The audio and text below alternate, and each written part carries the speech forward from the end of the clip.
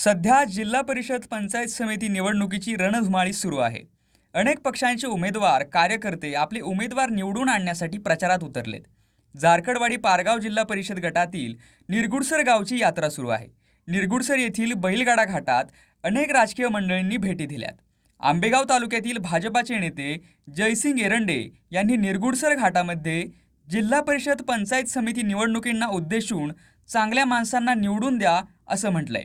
त्यामुळे घाटामध्ये नक्की चांगला माणूस कोण यावर चांगली चर्चा रंगली आहे।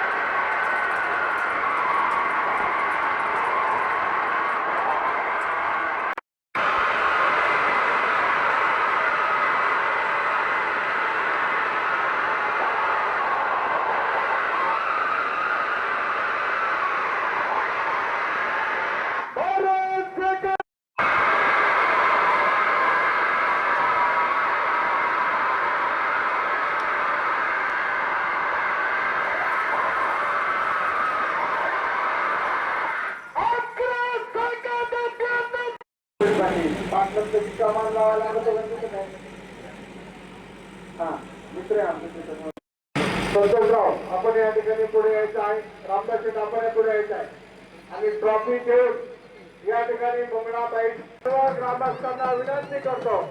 रामदास शेठ तावरे आपल्याला विनंती त्याचप्रमाणे परंतु गाड बैल सुद्धा पळवत असताना चांगली बैल आणली तर तिसऱ्या वर्षाचा मानकरी होतोय आणि म्हणून आलेल्या सर्व गाडी मालकांना शुभेच्छा देत असताना आपला पारंपरिक गाडा कायम पळाला पाहिजे याची खात्री करा आणि आपल्या खिशातले पैसे संपणार नाही याची सुद्धा काळजी घ्या। बैलगाडा शर्यत ही आपल्या आजोबा पंजोबापासून चालत आलेली आहे।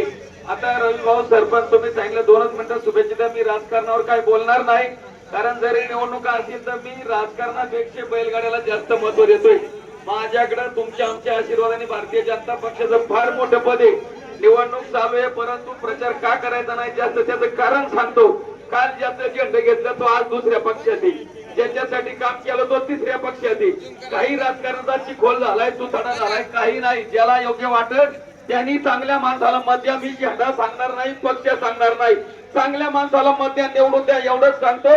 तमाम गाड्या मालकांचं या ठिकाणी यात्रेच्या वतीनं मी जयसिंग एरंडे गाडा मालक माझ्या वतीने सर्वांचं मनपूर्वक सहर्ष स्वागत करतो आणि सर्वांना ही यात्रा शुभदायी लाभदायी ठरो एवढीच भावना व्यक्त करून थांबतो। जय हिंद, जय महाराष्ट्र।